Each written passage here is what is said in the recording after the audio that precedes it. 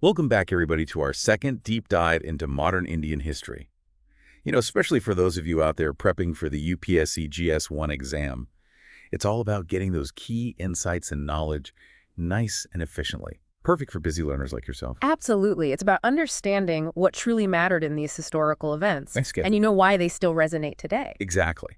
So today, we're going to zero in on the Muddiman Committee. Now, I know what you might be thinking. Committee doesn't sound like the most thrilling topic, right? Right. But trust me on this one. This one's a real nail-biter. It's a story of major political clashes, conflicting visions for India's future. And ultimately, it gives us this window into the growing momentum of the independence movement. Oh, and before we get too far into it, if you're enjoying these deep dives, do us a favor, hit that subscribe button and give us a like. It really does help us out. Yes. All right, so let's rewind the clock back to the early 1920s. The Government of India Act of 1919 had just been introduced, and it brought with it this new system called Dyarchy. Well, let's just say it wasn't exactly met with open arms by everyone. Right. The Act of 1919 was a significant development. It was aiming to introduce this limited self-governance in India. But the implementation of Dyarchy, this power-sharing arrangement, was inherently complex and, as you said, not universally welcomed. So for our listeners out there who might not be totally familiar with Dyarchy, can you break down what it actually meant in practice? Yeah. What are the key areas of control, and why did this structure rub so many people the wrong way? Sure. So essentially, Dyarchy divided government function into two categories, reserved and transferred. The British retained control over vital areas like finance, law, and order. Those were the reserved subjects. Transferred subjects, such as education and local self-government, were entrusted to elected Indian representatives. On paper, it might have looked like a step towards self-rule. But in reality, the British maintained significant control behind the scenes, which, as you can imagine, frustrated many Indians who aspired for greater autonomy. Okay, so we've got this simmering pot of discontent. Indians are pushing for more control. The British are holding on tight. Yeah. And then enter the Muddiman Committee. Hmm. What was the driving force behind its formation? Why did the British even feel the need to examine how the 1919 Act was playing out? Well, the rising tide of nationalist sentiment in India just couldn't be ignored. There were increasing calls to reassess the 1919 Act and its effectiveness. The British, while hesitant to relinquish control, needed to address these concerns, at least to some extent. Hence, the Muddiman Committee was formed in 1924 to investigate how this whole Dyarchy system was actually functioning on the ground. Interesting. And who were the key players on this committee? I imagine it wasn't just a bunch of British officials patting themselves on the back for a job well done. You're absolutely right. It comprised both British officials and Indian representatives, which, as you can imagine, led to some pretty fascinating dynamics. This mix ensured that both the perspectives of the British administration and the aspirations of the Indian populace were represented, at least in theory. Okay, now here's where it gets really interesting. This wasn't just your run-of-the-mill committee churning out a boring report. The Muddiman Committee actually produced two distinct reports. A majority report and a minority report, a split decision. That certainly raises a few eyebrows, wouldn't you say? Absolutely. Having a split report right from the outset is a clear indication of the deep divisions within the committee itself, reflecting the broader political climate of the time. It suggests that reaching a consensus on the success or failure of Dyarchy was simply impossible. So let's unpack these reports. Let's start with the majority report. Who spearheaded this, and what was their assessment of the Dyarchy system? The majority report was primarily driven by the British officials on the committee. Perhaps unsurprisingly, they concluded that Dyarchy, while facing some challenges, hadn't inherently failed. Their argument was that the system hadn't been fully or effectively implemented in certain provinces, hindering its success. Okay, so their stance was basically, give Dyarchy a chance. It just needs a little more time to work its magic. But I have a feeling the Indian members of the committee might have had a different take on this. Indeed, they did. The minority report, largely drafted by Indian nationalists, presented a starkly contrasting viewpoint. All right, let's dive into the minority report then. What were their key arguments, and how did their vision for India's future differ from the rather lukewarm assessment of the majority? Well, the minority report quite bluntly declared the 1919 Act and the system of Dyarchy a failure. They argued that it was inherently flawed and didn't go nearly far enough in granting Indians genuine control over their own affairs. They weren't interested in minor tweaks or adjustments. They were pushing for a much more radical shift in the balance of power. So we've got these two drastically different interpretations of Dyarchy, a clear sign of the growing rift between British administration and Indian aspirations for self-rule. This must have set the stage for some pretty heated debates within the committee. What were some of the specific points of contention? What were the underlying reasons behind the British officials' insistence that Dyarchy hadn't failed, and how did the Indian nationalists counter those arguments? The British officials often argued that any shortcomings in Dyarchy's implementation were due to a lack of cooperation from Indian leaders or the inherent complexities of governing such a diverse nation. They often pointed to administrative challenges and stressed the need for a gradual, cautious approach towards self-rule. This paternalistic stance, however, was met with strong opposition from Indian nationalists, Right. who argued that these were simply excuses to maintain control. They pointed to instances where Indian representatives had demonstrated their competence in governing and argued that the system itself was designed to limit their power and stifle their aspirations for genuine self-determination. Yeah. It sounds like every inch of progress towards self-rule was a battle. Absolutely.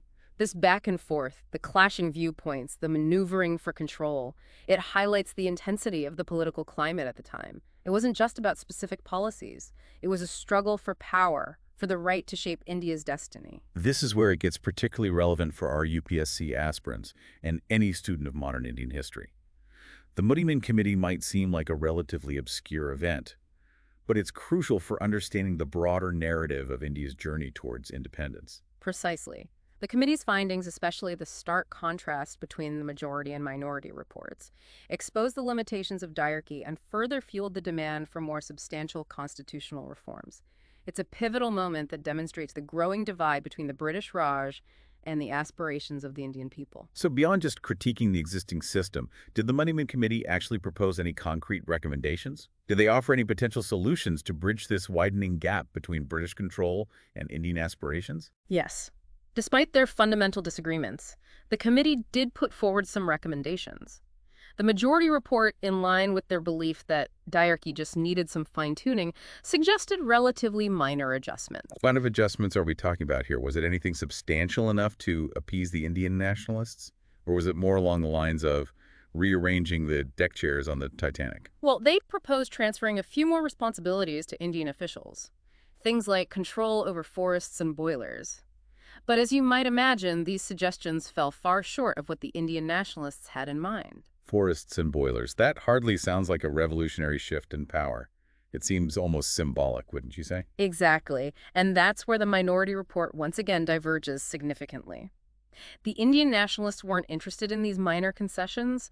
They pushed for a much more fundamental restructuring of the government, a clear roadmap towards greater Indian autonomy, something that would address their core concerns about the limitations of Dyarchy. So even these modest suggestions from the majority were met with resistance.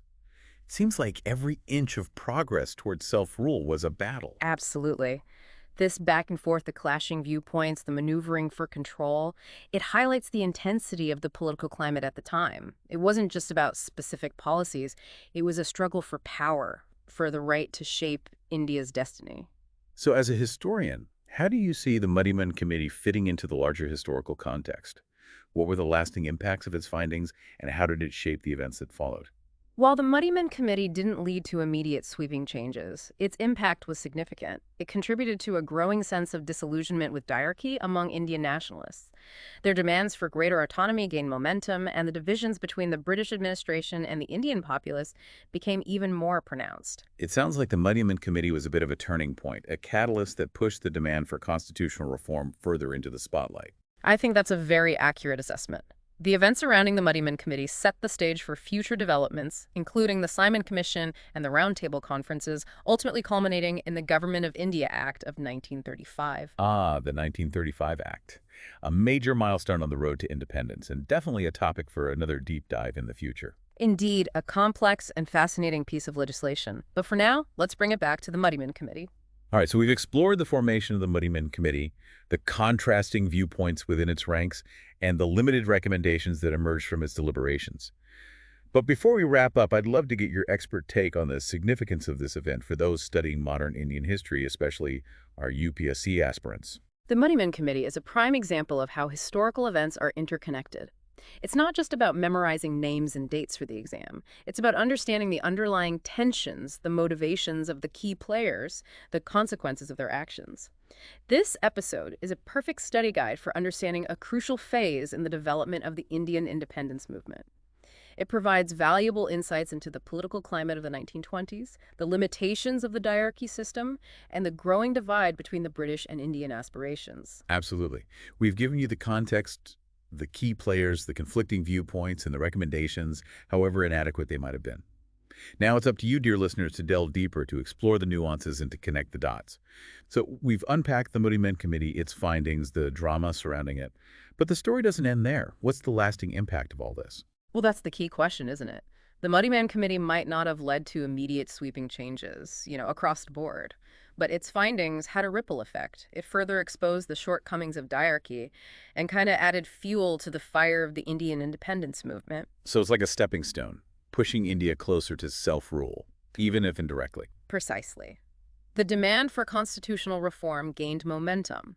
The divisions between the British administration and Indian nationalists became even more apparent, and these tensions ultimately culminated in the Government of India Act of 1935, which introduced further reforms, including provincial autonomy. Ah, the 1935 Act. That's a whole other deep dive waiting to happen. Right, absolutely. But for now, let's bring it back to the Muddiman Committee. Any final takeaways for our listeners? Especially those gearing up for that UPSC exam. Here's a thought-provoking question to ponder. How did the Muddiman Committee's findings, particularly the contrasting viewpoints, in the majority and minority reports, how did that influence the events leading up to the Government of India Act of 1935? It's a great way to test your understanding of this period and its complexities. Excellent point. It's all about connecting those dots, seeing how one event shapes the next. It's like a historical puzzle.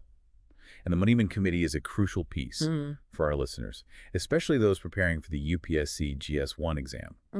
I encourage you to delve into the primary sources, explore the nuances of the arguments presented, and think critically about the long-term consequences of this committee's work. I completely agree. Examining historical events from multiple perspectives is crucial for developing, a nuanced understanding of the past. Remember, history isn't just a collection of facts and dates. It's a complex tapestry of interconnected events, motivations, and consequences. Well said. Well, folks, there you have it. Another deep dive complete. We've journeyed through the complexities of the Muddiman Committee, uncovered its significance, and hopefully sparked your curiosity to explore further. I hope so. Remember, this is just one chapter in the larger story of India's path to independence. There's so much more to discover, so many fascinating events and personalities to explore. Indeed.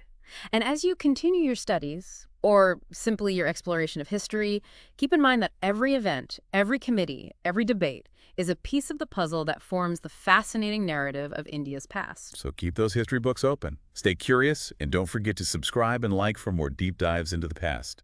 Until next time, happy learning.